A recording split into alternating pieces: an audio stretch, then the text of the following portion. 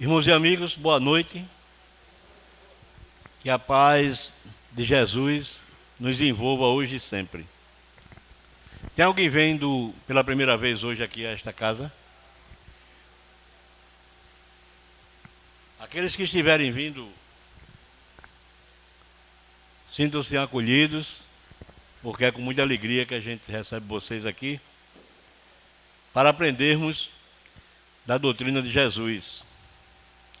E hoje o nosso irmão Flávio, trabalhador da nossa casa, legionário de campanha do Quilo, que nos ajuda a manter o nosso abrigo, vai falar justamente de Jesus como modelo e guia para a humanidade. Nós não temos outro que possa nos auxiliar a encontrar o caminho para Deus, senão Jesus. E com muita autoridade ele disse: eu sou o caminho, a verdade e a vida. Ninguém vai ao Pai senão por mim. E nós não temos outro guia. Seu Sobreira costumava dizer isso, Elias Sobreira, que nos trouxe a campanha do Quilo para cá, que ele dizia que sem outra atividade que não fosse a caridade, nós, habitantes do planeta Terra, estaríamos perdidos. A caridade ensinada por Jesus. Não temos outro que possa nos orientar, senão Jesus. Então vamos mentalizar esse Jesus que nos foi passado, mentalizar a trajetória que fizemos de casa até aqui, o nosso lar, aquele Jesus maravilhoso que confia em nós até hoje. Deposita em nós todo o seu amor, porque prometeu que estaria conosco até a consumação dos séculos. E assim sendo, em prece, elevemos o pensamento a Deus e digamos: obrigado, Senhor, por tudo que me foi concedido até o momento. Obrigado pelo dia que está se firmando, Senhor, abraçando essa noite, nos dando a oportunidade do repouso do corpo físico, sem antes deixar de aprender um pouco mais da tua seara. Abençoa o nosso irmão que vai usar da palavra, Senhor. Inspira para que ele possa trazer para nós ensinamentos. Enviais os teus prepostos a nos auxiliar a pôr em prática quando retornarmos aos nossos lares. Porque com a proposta de chegarmos aqui, Senhor, de voltarmos para casa, melhor do que quando aqui chegamos. E é preciso que seja assim, façamos por merecer. Prestemos bem atenção a Jesus, nas palavras que o nosso irmão vai usar, para que possamos verdadeiramente dizer: obrigado, Senhor, obrigado, obrigado, que Deus nos abençoe hoje e sempre. Então nosso irmão Flávio vai usar a palavra. Se tivermos alguma coisa para acrescentar, alguma dúvida, é só levantar a mão, porque é certo que vamos voltar para casa hoje melhor do que quando aqui chegamos. Tenhamos certeza disso. Que Deus nos abençoe hoje e sempre. Boa noite. Que a paz do nosso Mestre Jesus possa estar conosco hoje e sempre. Mais um dia, mais uma noite, feliz em que nos reunimos com a proposta, com o intuito de aprender um pouco mais a respeito da Boa Nova. Acredito que todos aqui tenham essa intenção, esse intuito de aprender um pouco mais, de conhecer um pouco mais a respeito da verdade eterna, que Jesus nos trouxe através da sua Boa Nova, dos seus ensinamentos e, acima de tudo, do seu exemplo de vida. Eu, antes de ser espírita, sempre que eu via os filmes a respeito de Jesus, ou até que lia a Bíblia em alguma passagem que falava sobre a vida do Cristo, sobre a morte e ressurreição, até porque as nossas irmãs cristãs, né, as outras doutrinas cristãs, em sua em sua essência, elas frisam muito mais o sofrimento e a morte do Cristo do que praticamente a sua vida e o seu ministério. Então a gente todo ano tem aquela mesma história da paixão de Cristo, onde a gente vê Cristo sofrendo, carregando a cruz, e as passagens a respeito da história, a respeito do seu ministério, são sempre muito curtas, né? De alguns anos, de algumas décadas para cá, né, com o surgimento de canais de streaming, de outras plataformas que trouxeram seriados e deram uma abertura um pouco maior a respeito da história do Cristo. Hoje temos aí um seriado muito interessante chamado Chosen, né, que fala sobre a vida de Jesus com os apóstolos. E a gente sempre teve pelo menos eu, sempre tive essa visão muito voltada para Jesus a respeito do sofrimento. A gente sempre que lembra de Jesus pregado na cruz, apanhando e sofrendo, né? E a partir do momento que eu conheci a doutrina espírita, essa visão do mestre, ela se tornou muito mais distante. A visão do Jesus crucificado, do Jesus sofredor, ela praticamente não existe mais, pelo menos não na minha concepção de vista, no meu ponto de vista, né? A visão que eu tenho de Jesus hoje é do Jesus que venceu a morte, do Jesus que veio para, através do ensinamento, através do exemplo, mostrar ao mundo a verdadeira face de Deus, do Pai amoroso, do Pai carinhoso, do Pai que cuida dos seus filhos.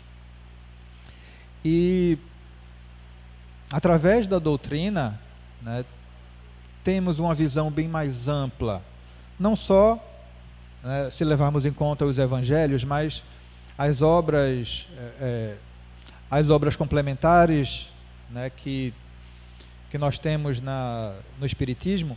Um livro muito bom para quem quiser dar uma estudada e conhecer um pouco mais da história do Cristo de fora do Evangelho, é o livro Boa Nova, né, escrito psicografado por Francisco Cândido Xavier, né, o espírito Humberto de Campos, né, irmão X.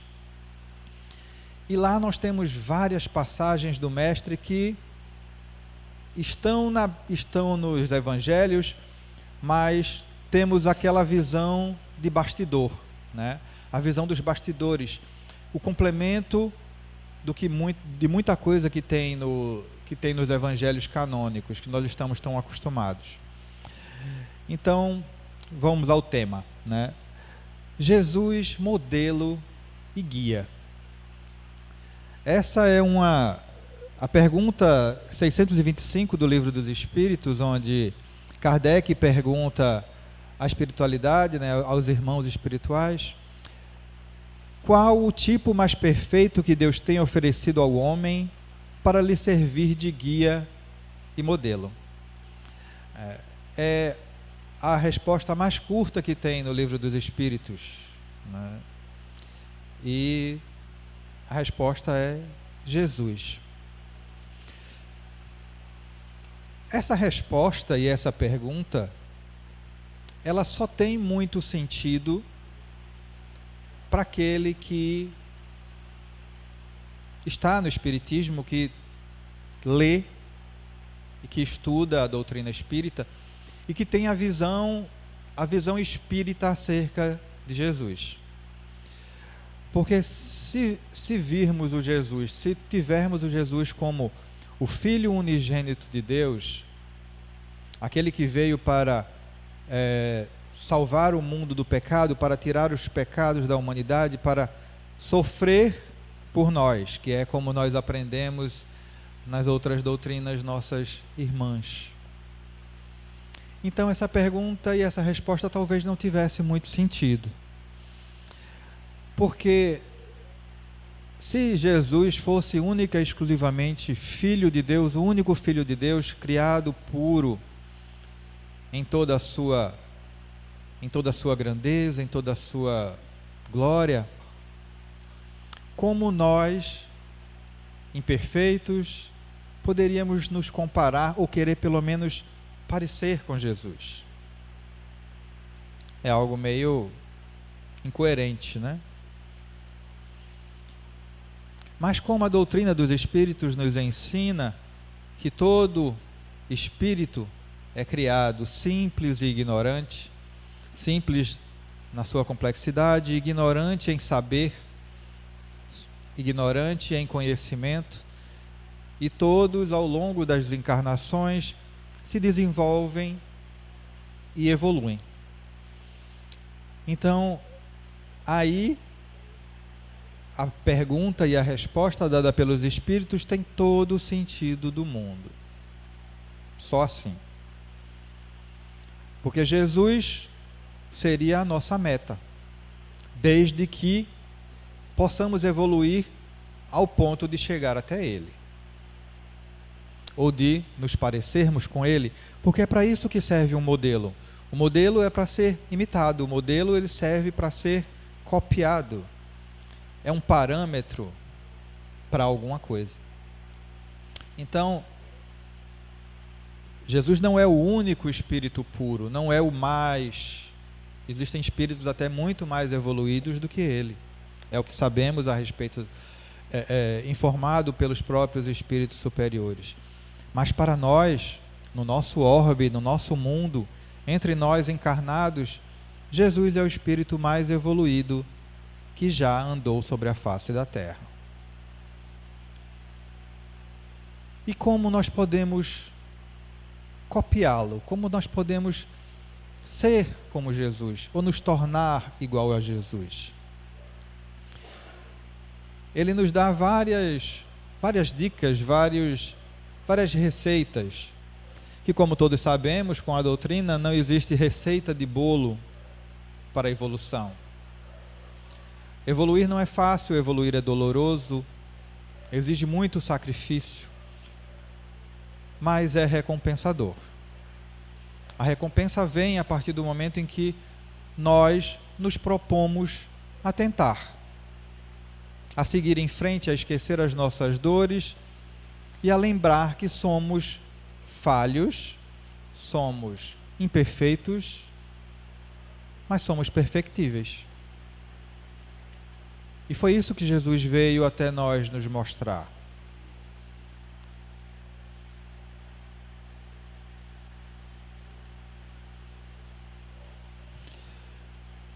Missão de Jesus. Jesus veio ao mundo com a missão essencial de demonstrar na prática os ensinamentos do Pai.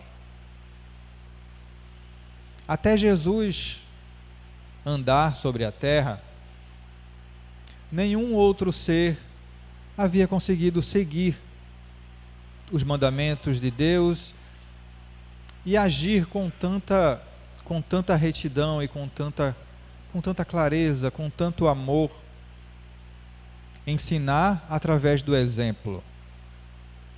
Ele não só trouxe para nós a ideia ou o conceito de Deus Pai, porque até então o Deus que se conhecia era o Deus que punia, era o Deus que era todo-poderoso e soberano, mas que estava muito distante dos seres humanos.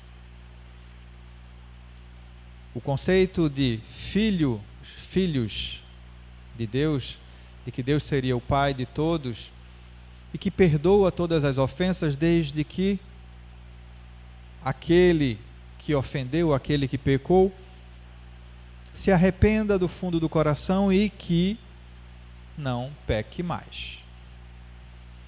Em todas as suas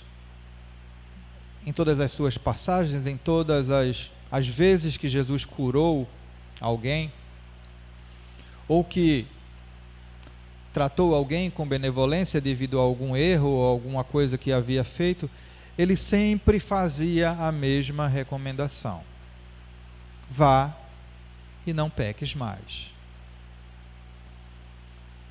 Como quem diz, o pecado ele é perdoável, o erro pode ser perdoado, mas a reincidência no erro é que faz com que o ser deixe de evoluir. Fica chafurdando sempre no mesmo problema, tropeçando nas mesmas pedras, indo e voltando, existência após existência, e cometendo os mesmos erros. Hoje, através da doutrina, sabemos que o espírito não regride. No máximo, ele estaciona. E que não existe um número exato de encarnações em que nós possamos, que nós precisemos ter para evoluir. O tempo, quem diz somos nós. Quem diz é a nossa força de vontade, a nossa disposição para evoluir. E hoje é bem mais fácil porque temos as informações, temos o manual para seguir. Acho que já disse aqui algumas outras vezes como era difícil antes, quando não tínhamos esse manual de informações, que é o Evangelho do Cristo, e o Evangelho, principalmente o Evangelho segundo o Espiritismo, que nos dá o Evangelho do Cristo de uma forma muito mais leve e mastigado, para que possamos compreender e, acima de tudo, tentar colocar em prática o máximo que conseguirmos. E aí fica a nosso critério. Depende de nós colocarmos em prática o que Jesus nos ensinou. Mostrando o correto proceder nas mais variadas situações do dia a dia. Pelo exemplo, demonstrou que a justiça nada tem a ver com a crueldade, que Deus não privilegia uns e despreza outros por qualquer motivo que seja. Quando Jesus trouxe o conceito de Deus como Pai da humanidade, como aquele que tem o perdão para dar para todos aqueles que se arrependerem de maneira sincera e que estiverem dispostos a trilhar o caminho do bem, ele revolucionou o seu tempo e trouxe sobre si o ódio, a raiva e o rancor de muitos de sua época. Conhecimento já era poder desde aquela época. Aqueles que detinham o conhecimento conseguiam dominar o povo, porque conheciam das Escrituras muito mais do que qualquer um outro. E não tem nada que torne o povo ou o ser mais dócil do que o medo. Então, o Deus que vigorava na época era o Deus do medo. O Deus que impunha a sua vontade através do temor. O Deus que foi pregado por Moisés antes do Cristo, mas que era um Deus para um povo totalmente diferente. Um povo que vinha de um período de escravidão, um povo bruto, um povo que ainda não tinha uma abertura intelectual suficiente para entender certos conceitos. O tempo de Jesus ainda não era muito diferente, mas já haviam mentes mais abertas. O intelecto já era um pouco mais refinado do que a época de Moisés. Mas a ideia do Deus de Abraão, do Deus de Moisés, ainda permanecia, boa parte por uma questão de conveniência, para poder manter o povo sob controle, e em outra parte, talvez pelo próprio fanatismo de muitos, que é algo que não leva ninguém a lugar nenhum. A única coisa que o fanatismo faz é fazer com que se fique estacionado em um único canto, em um único local, sem entender que tudo no mundo evolui. A doutrina dos espíritos é a evolução do Evangelho do Cristo. Nada a mais. Apenas um novo olhar, uma nova tradução, uma outra maneira de enxergar aquilo que Jesus trouxe há 2000 anos atrás. Informações para ouvidos um pouco mais refinados, que são os nossos, ouvidos que não aceitam mais certos conceitos brutos e brutais do Velho Testamento, que traz tantas proibições, tantas coisas que para muitos ouvidos um pouco mais sensíveis soa totalmente sem sentido. Para mim, não nego, que sempre achei muito estranho muitas passagens da Bíblia. Não fazia muito sentido. Certas leis, certas convenções que nada tinham a ver com a sociedade atual em que vivemos. Então, por isso o choque.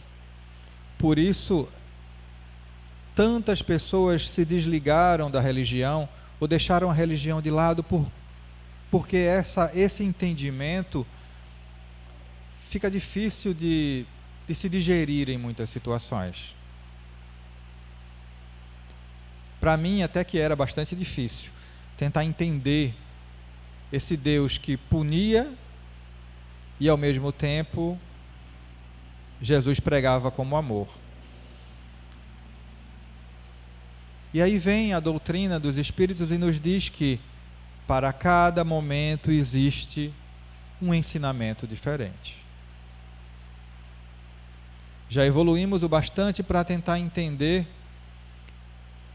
com o nosso próprio raciocínio que o que Jesus trouxe lá há 2000 anos atrás,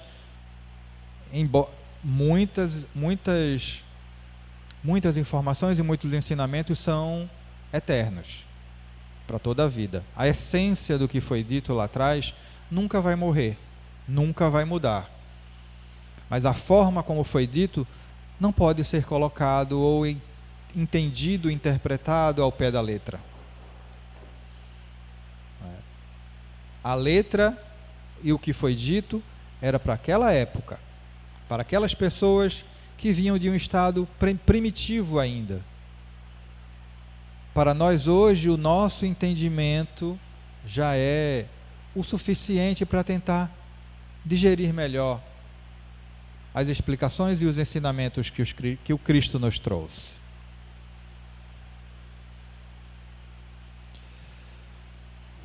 Jesus como modelo de compaixão. Lá em João, capítulo 8, de 1 até o 11, temos a parábola, a história, né, o caso da mulher que foi pega em adultério, que é o caso da mulher adúltera. E Jesus, usando de compaixão com ela, embora soubesse que o crime havia ocorrido. E ele, melhor do que ninguém ali, sabia de todo o ocorrido. Porque ele tinha essa capacidade de ver através das pessoas. No próprio, como citei anteriormente na Boa Nova, no livro A Boa Nova, conta a história dessa mulher adúltera em detalhes. Quem quiser pode dar uma olhadinha lá, é bem interessante. Aqui. Embora soubesse que o crime havia ocorrido, lembrou a todos os presentes que todos tinham pecados escondidos e alguns certamente até piores do que o dela. Quando Jesus chega nesse momento para todos aqueles que estão ali naquela turba, naquela ânsia de cumprir a lei,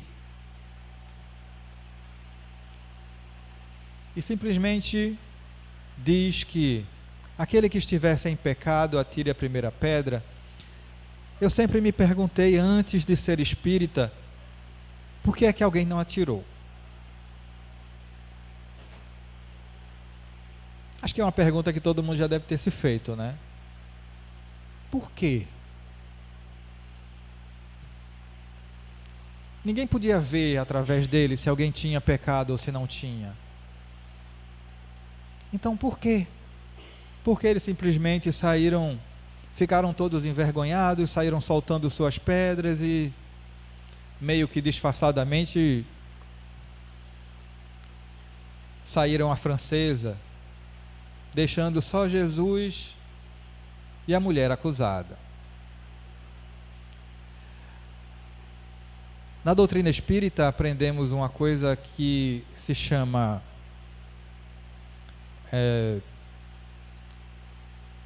moral. Jesus tinha, acima de tudo ali, um poder moral que era capaz de fazer com que qualquer um caísse em si. Quando ele cita que aquele que não tiver pecado, que atire a primeira pedra, eu acredito que todos que estavam ali tiveram instantaneamente um filme passando dentro de suas cabeças, mostrando o pecado que cada um já havia cometido, todos os erros que cada um já haviam feito, na surdina, às escondidas, fazendo com que cada um dali ficasse envergonhado consigo mesmo e com aquilo que estava fazendo. Assim era Jesus. Assim era o poder, o magnetismo que ele tinha. O poder de influenciar multidões que ele não utilizou em seu proveito próprio. Porque se o tivesse feito, ele não teria sido preso, não teria sido crucificado.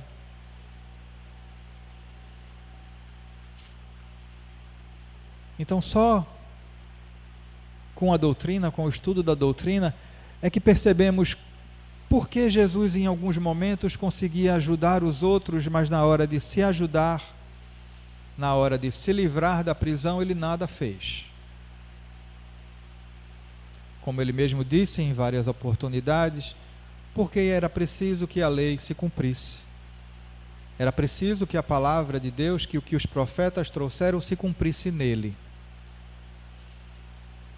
E Jesus não veio ao mundo para ser servido, como ele já falou, como ele falou em algumas situações. Veio única e exclusivamente para servir.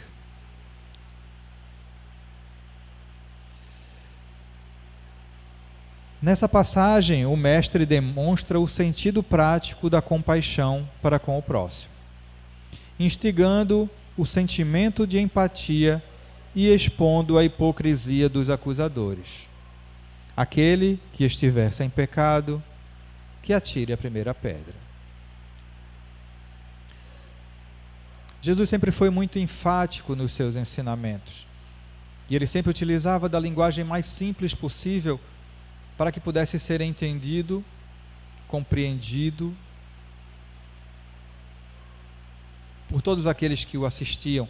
E ele não era assistido apenas por aqueles mais simples, né? Todo tipo de pessoa, de todas as classes, de todas as categorias, iam assisti-lo, iam vê-lo falar.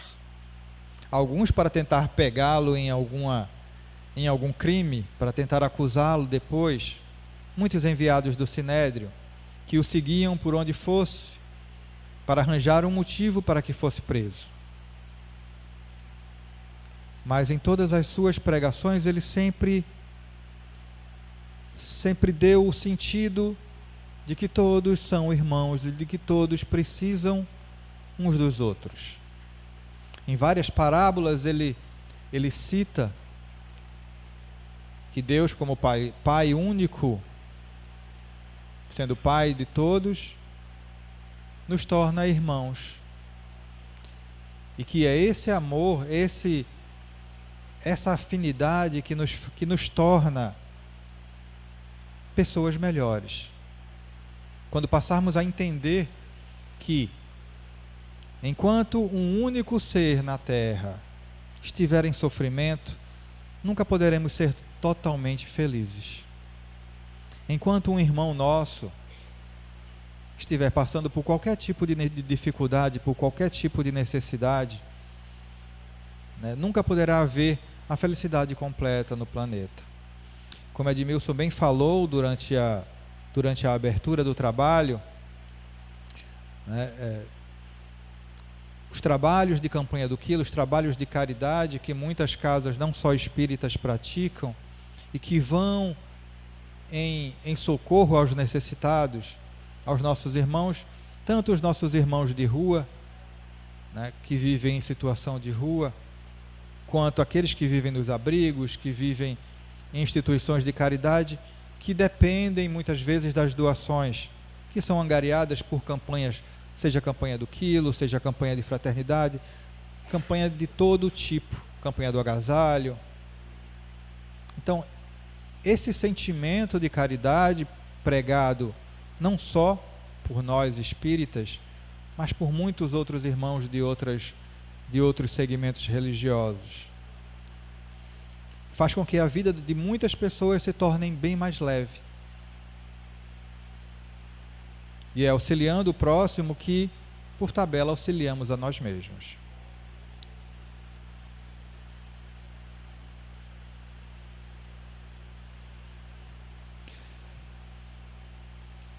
Jesus como modelo de perdão. Jesus, mais do que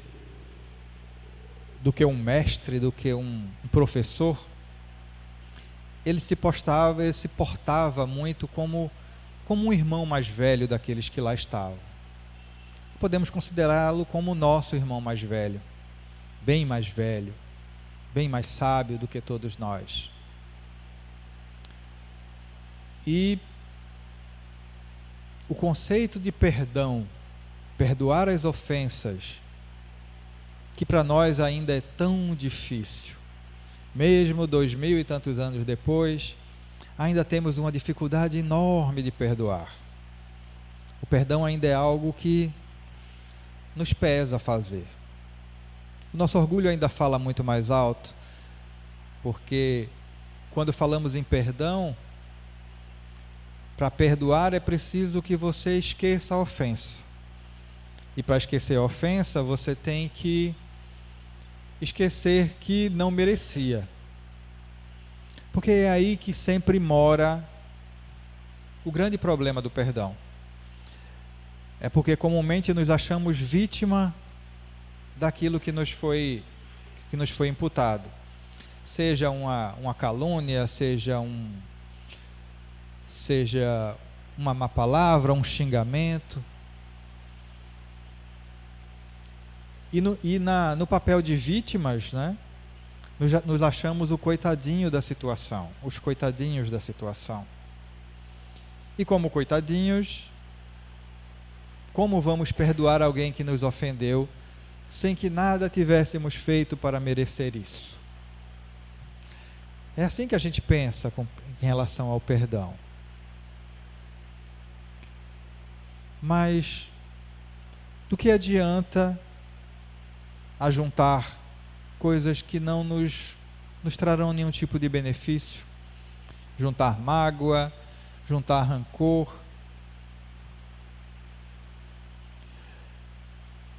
Um amigo sempre me falou, em muitas situações, que ofensa é igual a um presente.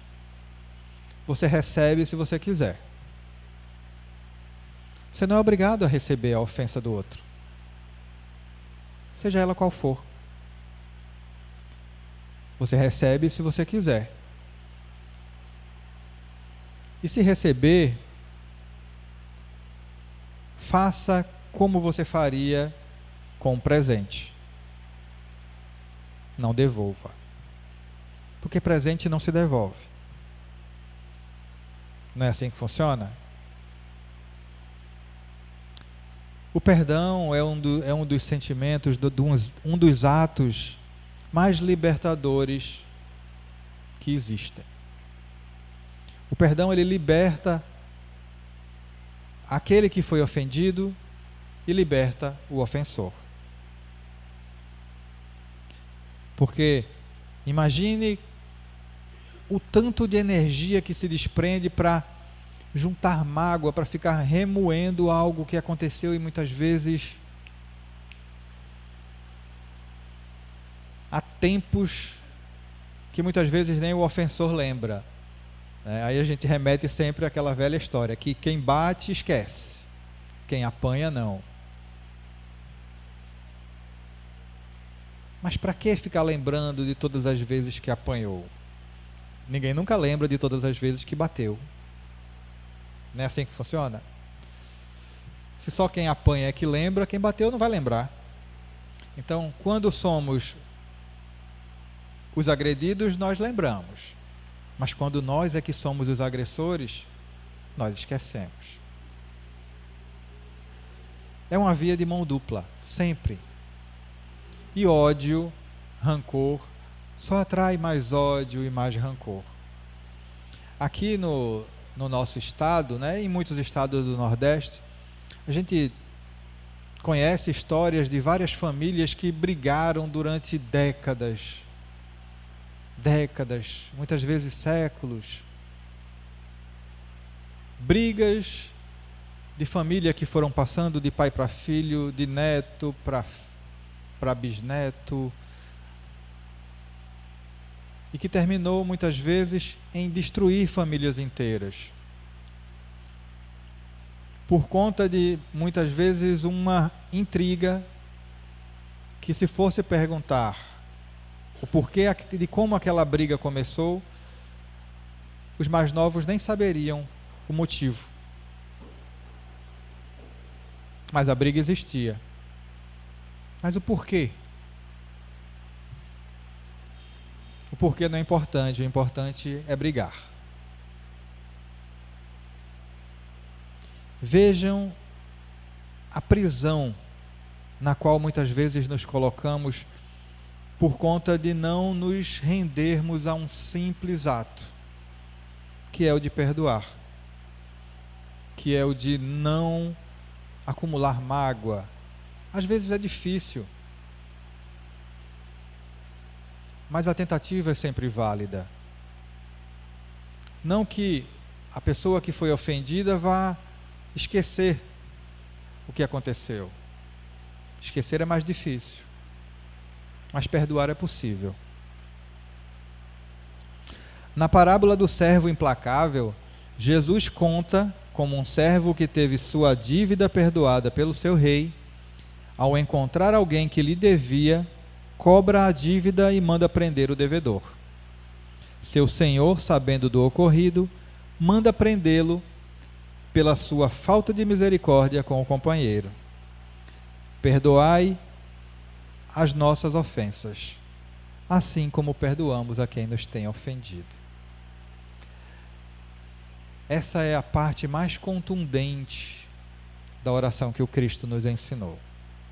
A oração do Pai Nosso. Aquela que condiciona o perdão que o nosso Pai nos dá, ou nos daria, ao nosso ato de perdoar o nosso próximo. Porque quando nós pedimos, a gente sempre pede para nós, né? A gente sempre quer. Mas na hora de dar. Então, quando Jesus ensina essa oração, né? E nessa parte em específico, ele diz para todos aqueles que ali estavam que, quer ser perdoado? Perdoa. Quer ser amado? Ame.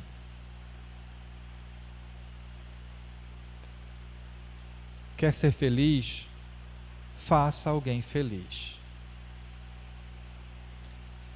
Nós, como seres humanos, nós ainda estamos muito longe do amor que o Cristo nos pregou. Mas nós temos em nós a centelha divina e podemos começar sempre. Nós temos em nós latente esse amor, essa possibilidade de amar, essa possibilidade de fazer mais pelo outro do que por nós mesmos. A gente percebe isso muito, né, quando acontece alguma tragédia ou alguma coisa que impacta muito a opinião pública. A gente vê como as pessoas se unem em torno de uma causa, em torno de ajudar, em torno de auxiliar. Tivemos esse exemplo agora, nesse último evento lá no Rio Grande do Sul, das enchentes, de como o Brasil, né, e muitos países irmãos também nos ajudaram nossos irmãos do Rio Grande do Sul com doações, né, com auxílio material, mandando gente para ajudar nos resgates, dando apoio e ainda por cima algo muito mais forte, que foi com as orações. Porque todos nos unimos e sentimos realmente a dor daquele povo que de uma hora para outra perdeu tudo que tinha. Mas será que é necessário que só nos unamos durante as tragédias? Será que não poderíamos ser mais irmãos, independente da situação, independente do momento? Nos momentos de maior necessidade, é bem verdade que nos unimos. Mas e nos outros momentos? Em momentos de euforia, digamos assim, como é que nós nos portamos? Vemos aí hoje, temos um exemplo muito forte, que é com relação ao nosso esporte favorito, que é o futebol. De como as torcidas de futebol hoje se degladiam como se fossem verdadeiros inimigos e não adversários. Um jogo que deveria ser um momento de descontração, um momento de lazer, algo para se aproveitar, se torna na maioria das vezes um campo de guerra. Imagine-se em algo tão sem importância ou tão trivial como uma simples partida de futebol, em que um time ganha, o outro time perde, aí começam as provocações de um lado ou de outro, e ainda somos capazes de partir para a violência gratuita por algo tão banal. Tirar a vida de um irmão por conta de um resultado de futebol. É assim que ainda somos. Na verdade, é assim que ainda estamos. Porque isso não é o que nós somos. É a condição na qual nos encontramos no momento. E para sair dela só depende de nós, de cada um. A gente não consegue mudar o outro, mas a gente consegue se mudar, a gente consegue se melhorar. E é através dessa melhora, através dessa vontade de evoluir, que tornaremos esse mundo bem melhor.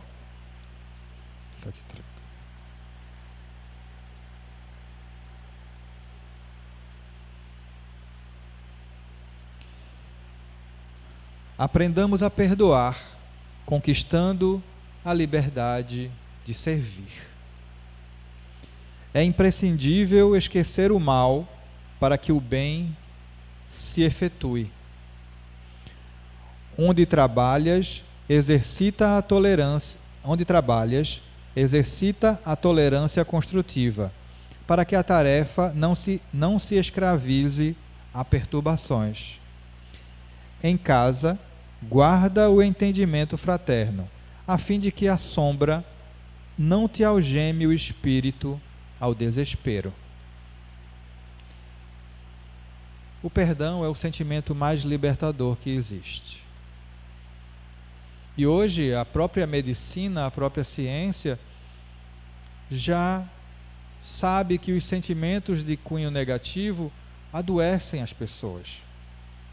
Nós adoecemos mais pelo que sentimos do que muitas vezes por aquilo que nós comemos, digamos assim. Até Jesus já dizia que não é o que entra pela boca do homem que o adoece ou que o impurifica, né? Que o deixa impuro, mas aquilo que sai. As ofensas que nós proferimos a um irmão, ou aquilo que guardamos, a mágoa que guardamos por qualquer coisa que tenha sido dita ou maldita, ou talvez dita de forma inconsequente em um momento de exasperação, às vezes fala tão fundo no nosso orgulho que acaba por nos adoecer. E hoje sabemos que muitos males, principalmente que pessoas nervosas, que pessoas coléricas, têm tendência a problemas de coração, problemas de estômago, enxaquecas. Então o nosso sentimento fala muito sobre aquilo que nós somos e sobre a qualidade, o tipo de vida que nós queremos ter. Perdoar não só liberta, né? Ele também cura. Então, cultivar bons sentimentos, além de fazer com que nos tornemos pessoas melhores, que tornemos o mundo em que estamos um lugar melhor para se viver, também evita que adoeçamos. Então, já é mais um motivo, né? Se não queremos fazer, se não fazemos isso pelo outro, façamos por nós mesmos, para manter a nossa saúde, o nosso equilíbrio mental, a nossa paz de espírito.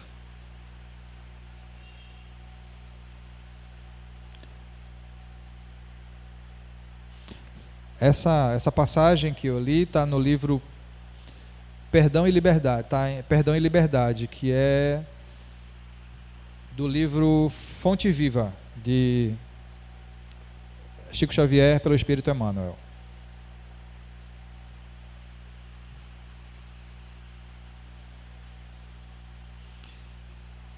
Jesus como modelo de humildade.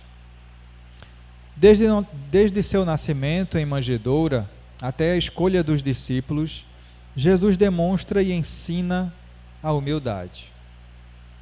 Podia ele ter nascido na família que bem desejasse e tido entre seus discípulos os mais sábios de sua época, mas escolheu dentro das necessidades do que precisava ensinar. Todos somos filhos do mesmo Pai, independente da classe social, inteligência ou nacionalidade, todos temos potencial para praticar o bem.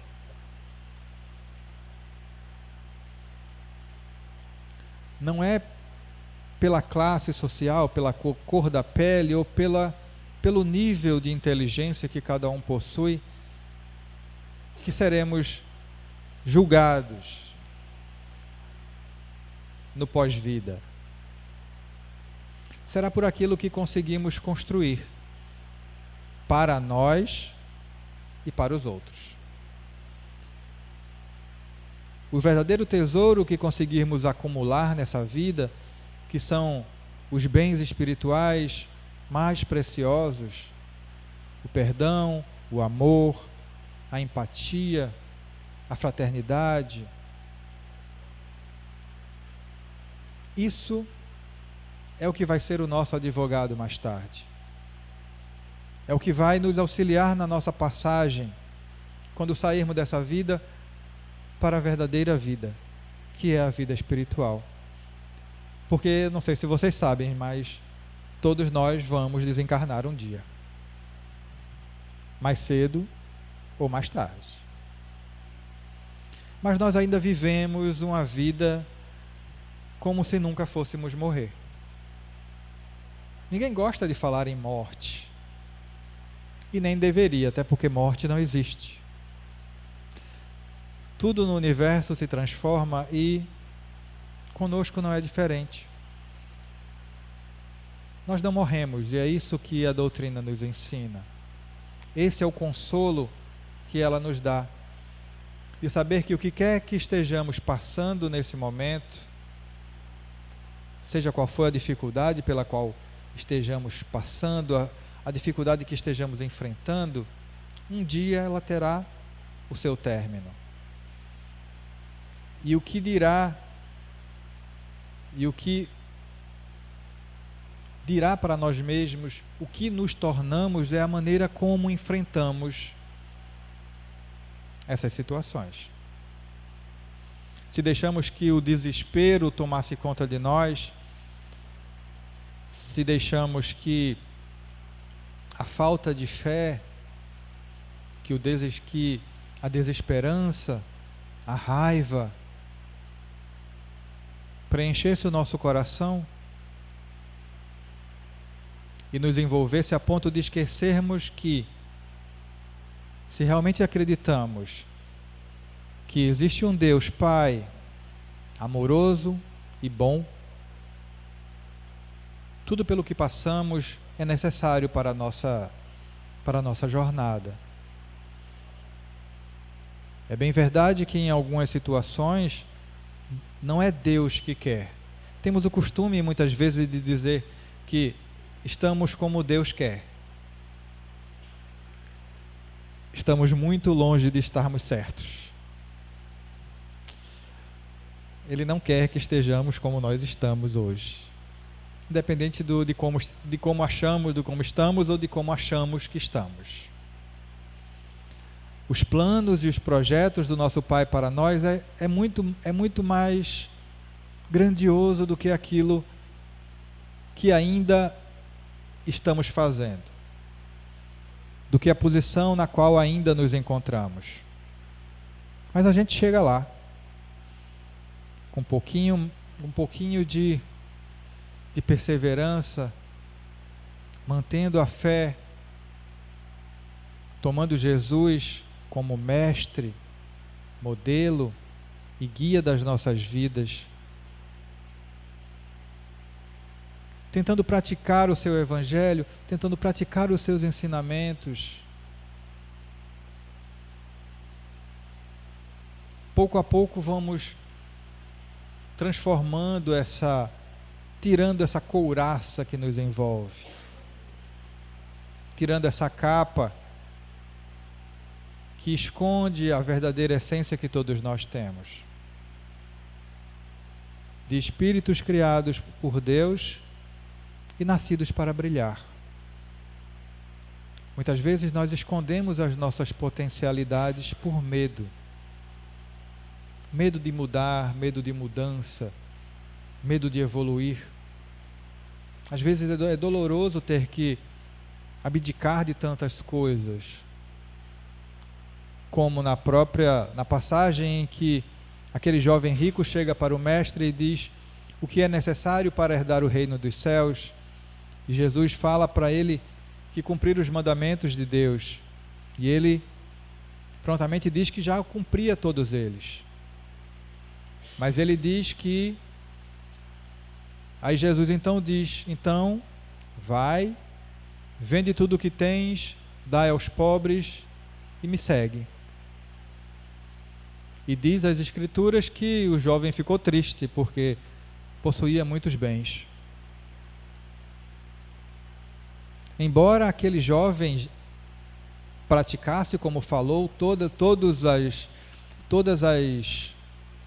a lei mosaica, ou pelo menos se esforçasse para praticá-la, ele ainda não tinha o desapego ao que era material. E como eles ainda não entendiam que o reino de Deus não é algo físico, mas sim algo espiritual,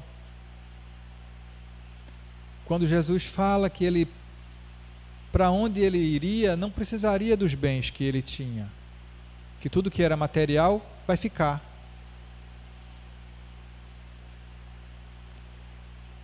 E essa foi a tristeza.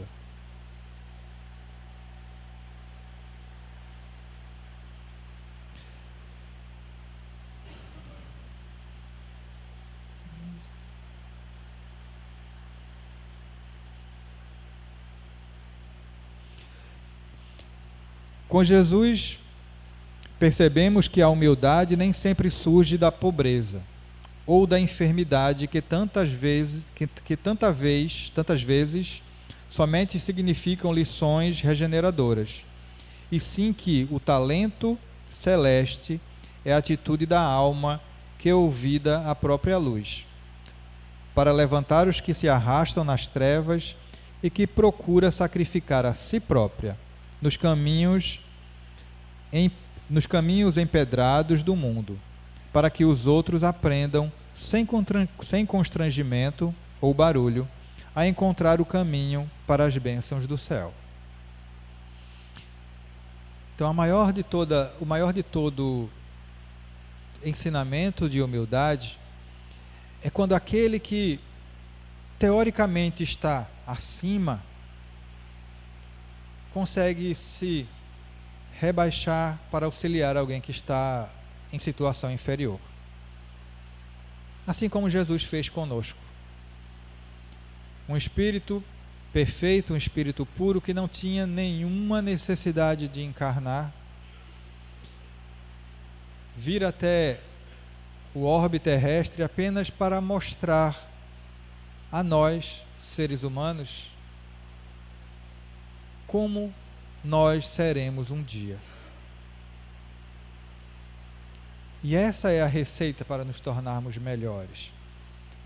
Muitas situações, descer do nosso pedestal de orgulho para auxiliar um irmão, não só com o que é material. Às vezes, o pão intelectual, o pão emocional, aquela caridade moral de não responder a uma ofensa, tendo em mente que aquele outro que o agride não tem ainda o discernimento, não tem ainda o conhecimento suficiente do que quer que seja a discussão. Nós espíritas somos muito atacados em muitas situações, com relação à própria palavra, com relação ao Evangelho, mas cabe a nós, já que temos um pouquinho mais de conhecimento, em momentos como esse difíceis, praticarmos a humildade e, acima de tudo, a caridade, apenas calando.